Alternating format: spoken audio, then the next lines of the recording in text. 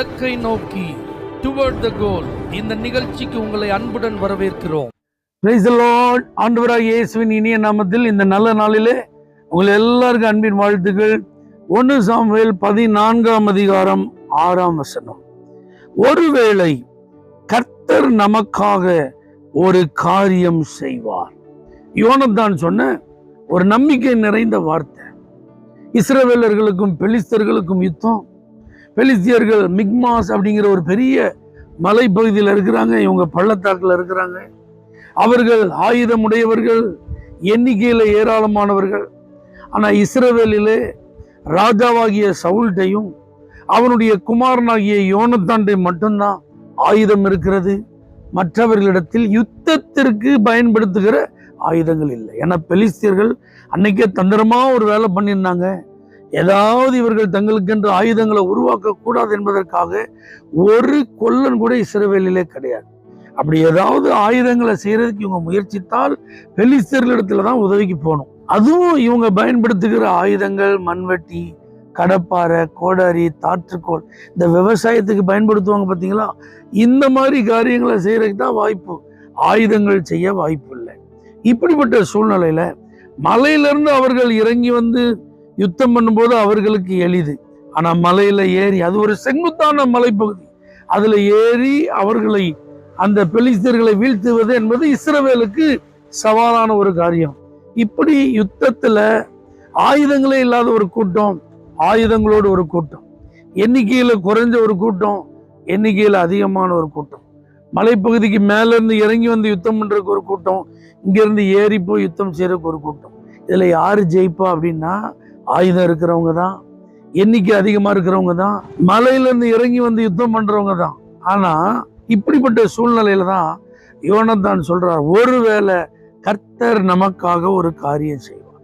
இந்த விசுவாசத்தை கர்த்தர் கனம் பண்ணினார். கர்த்தரே அந்த யுத்தத்துல மிகப்பெரிய வெற்றியை கொடுத்தார்.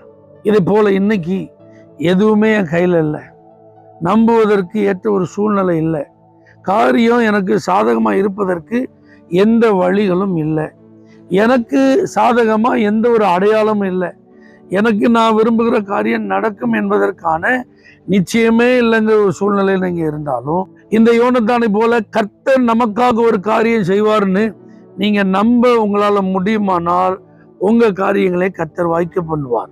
இந்த காரியம் கர்த்தரால் வந்ததுன்னு சொல்லப்பட்ட இடத்துல எலியேசரின் ஜெபத்திற்கு பதில் என்பது அது நம்பவே முடியாத ஒரு காரியம். ஆனா அது நடந்தது.